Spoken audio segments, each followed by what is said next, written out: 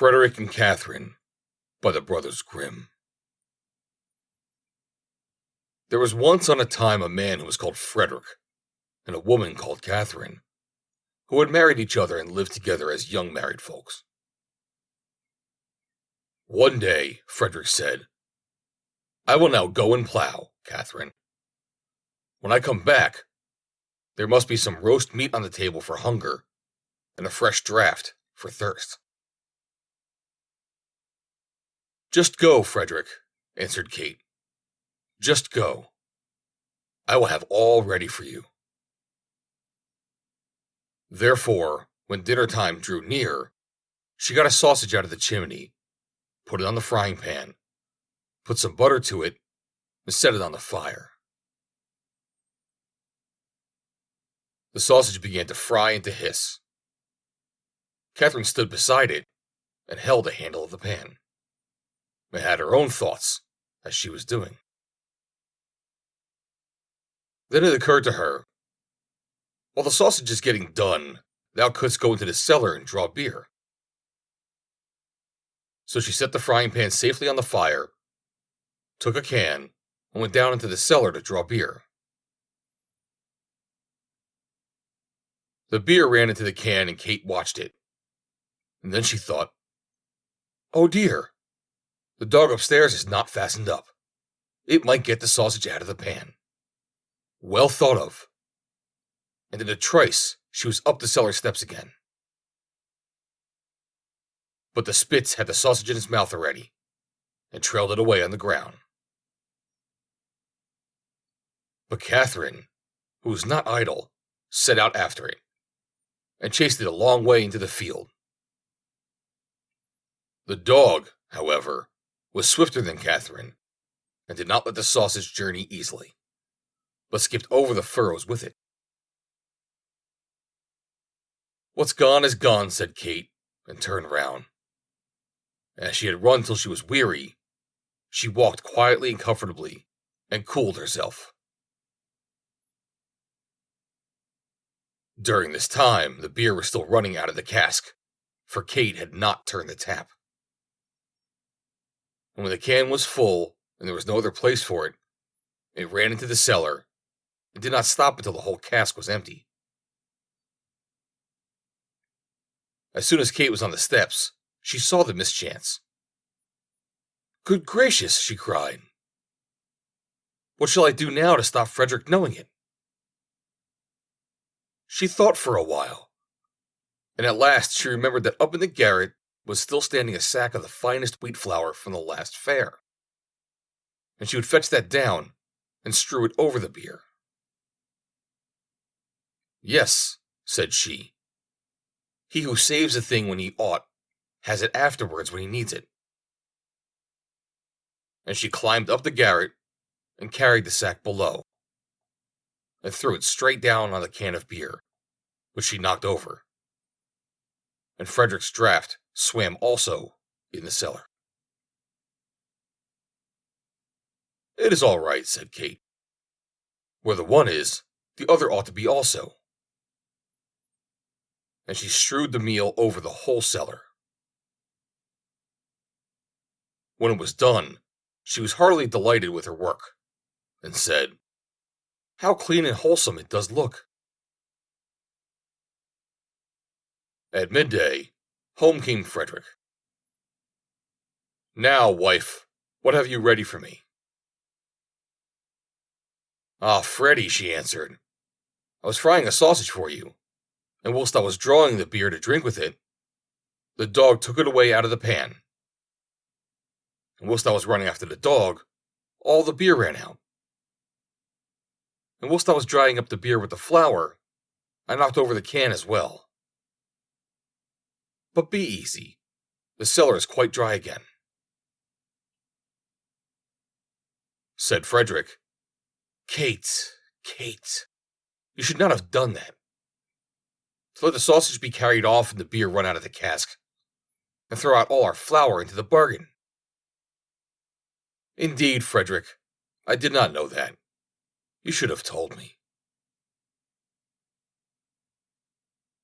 The man thought, If my wife is like this, I must look after things more. Now he had got together a good number of thalers, which he changed into gold, and said to Catherine, "Look, these are counters for playing games. I will put them in a pot and bury them in the stable under the cow's manger. But mind you keep away from them, or it will be worse for you." Said she, "Oh no, Frederick, I certainly will not go." When Frederick was gone, some peddlers came into the village who had cheap earthen bowls and pots, and asked the young woman if there was nothing she wanted to bargain with them for. "Oh, dear people," said Catherine, "I have no money and can buy nothing. But if you have any use for yellow counters, I will buy of you." "Yellow counters? Why not? But just let us see them." "Then go into the stable and dig under the cow's manger, and you will find the yellow counters. I am not allowed to go there." The rogues went thither, dug and found pure gold. Then they laid hold of it, ran away, and left their pots and bowls behind in the house. Catherine thought she must use her new things, and as she had no lack in the kitchen already without these, she knocked the bottom out of every pot, and set them all as ornaments on the paling, which went round about the house. When Frederick came and saw the new decorations, he said, "Catherine, what have you been about?" "I have bought them, Frederick, for the counters which were under the cow's manger." "I did not go there myself. The peddlers had to dig them out for themselves." "Ah, wife," said Frederick, "what have you done? Those were not counters, but pure gold, and all our wealth. You should not have done that."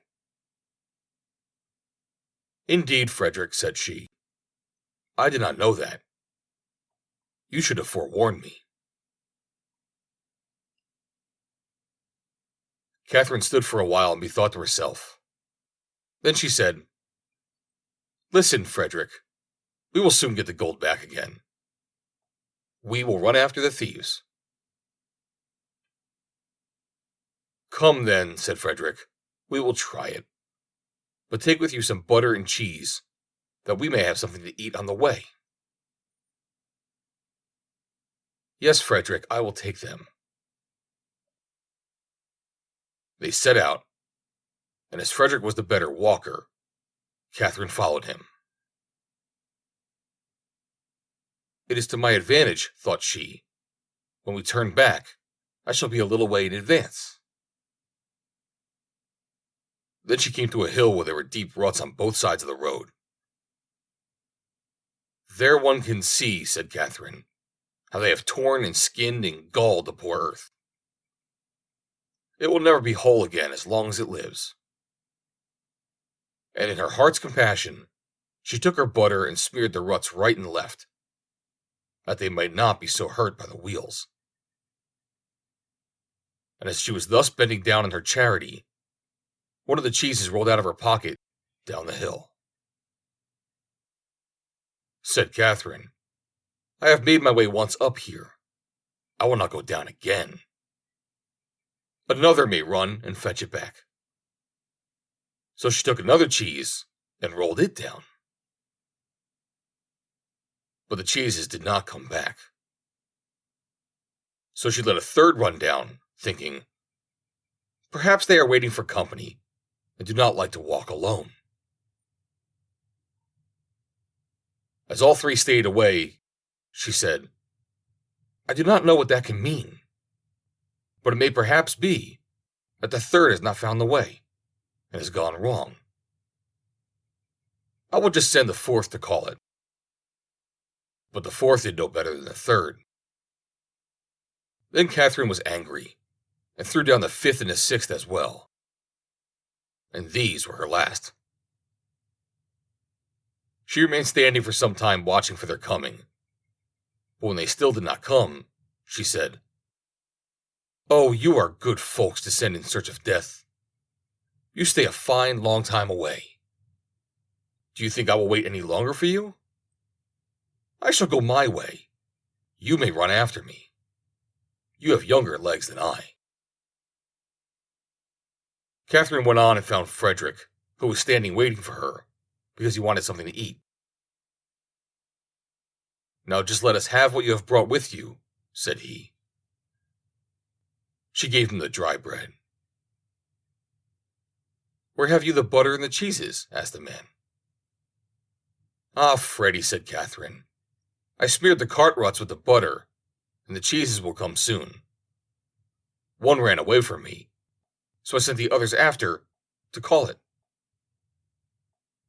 Said Frederick, "You should not have done that, Catherine, to smear the butter on the road and let the cheeses run down the hill." "Really, Frederick, you should have told me." And they ate the dry bread together, and Frederick said, "Catherine, did you make the house safe when you came away?" "No, Frederick, you should have told me to do it before." "Then go home again and make the house safe before we go any farther, and bring with you something else to eat. I will wait here for you." Catherine went back and thought, "Frederick wants something more to eat. He does not like butter and cheese, so I'll make him a handkerchief full of dried pears and a pitcher of vinegar for him to drink." Then she bolted the upper half of the door fast, but unhinged the lower door, and took it on her back, believing that when she had placed the door in security, the house must be well taken care of. Catherine took her time on the way, and thought, "Frederick will rest himself so much the longer." When she had once reached him, she said, "Here is the house door for you, Frederick, and now you can take care of the house yourself." "Oh, heavens," said he, "what a wise wife I have. She takes the under door off the hinges that everything may run in, and bolts the upper one. It is now too late to go back home again, but since you have brought the door here, you shall carry it farther." "I will carry the door, Frederick, but the dried pears and the vinegar jug will be too heavy for me. I will hang them on the door. It may carry them." And now they went into the forest and sought the rogues, but did not find them. At length, as it grew dark, they climbed into a tree and resolved to spend the night there. Scarcely, however, had they sat down on the top of it, than the rascals came thither who carry away with them what does not want to go, and find things before they are lost. They sat down under the very tree in which Frederick and Catherine were sitting, lighted a fire, and were about to share their booty. Frederick got down on the other side and collected some stones together. Then he climbed up again with them, and wished to throw them at the thieves and kill them. The stones, however, did not hit them, and the knaves cried, "It will soon be morning. The wind is shaking down the fir apples." Catherine still had the door on her back, and as it pressed so heavily on her, she thought it was the fault of the dried pears, and said, "Frederick, I must throw the pears down." "No, Catherine, not now," he replied. "They might betray us." "Oh, but Frederick, I must. They weigh me down far too much." "Do it then and be hanged." Then the dried pears rolled down between the branches, and the rascals below said, "The leaves are falling." A short time afterwards, as the door was still heavy, Catherine said, Ah, Frederick, I must pour out the vinegar. No, Catherine, you must not. It might betray us. Ah, but Frederick, I must. It weighs me down far too much. Then do it and be hanged.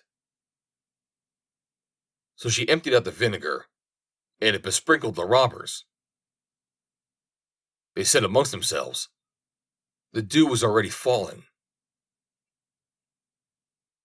At length, Catherine thought, can it really be the door which weighs me down so? And said, Frederick, I must throw the door down. No, not now, Catherine. It might discover us. Oh, but Frederick, I must. It weighs me down far too much. Oh no, Catherine, do hold it fast. Ah, Frederick, I am letting it fall. Let it go then, in the devil's name. Then it fell down with a violent clatter, and the rascals below cried, the devil is coming down the tree.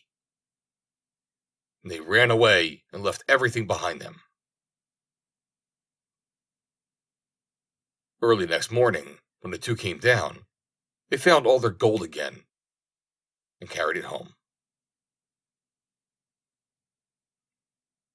When they were once more at home, Frederick said, and now, Catherine, you too must be industrious and work.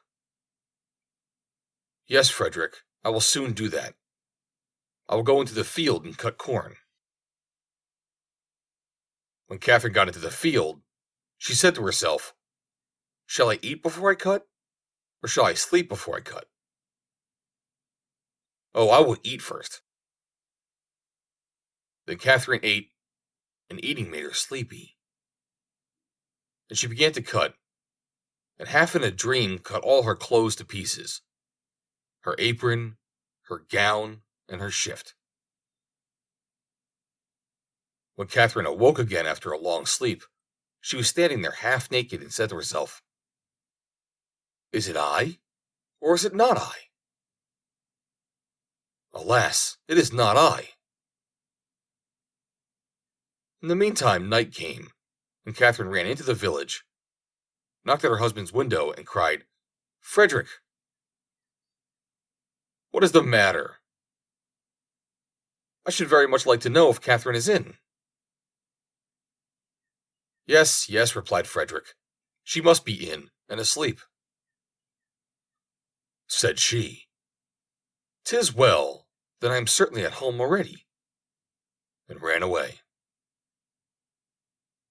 Outside, Catherine found some vagabonds who were going to steal. Then she went to them and said, I will help you steal. The rascals thought that she knew the situation of the place, and were willing.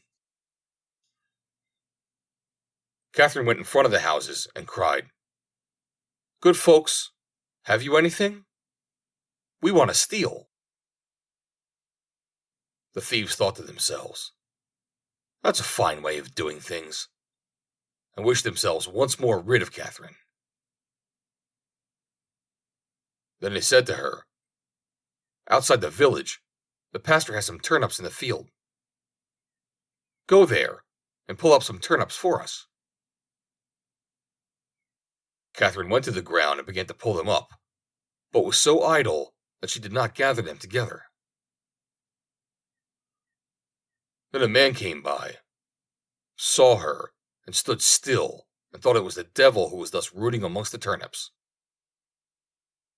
He ran away into the village to the pastor, and said, Mr. Pastor, the devil is in your turnip ground, rooting up turnips. Ah, heavens, answered the pastor. I have a lame foot. I cannot go out and drive him away. Said the man, Then I will carry you on my back. And he carried him out on his back. When they came to the ground, Catherine arose and stood up her full height. Ah, the devil, cried the pastor, and both hurried away.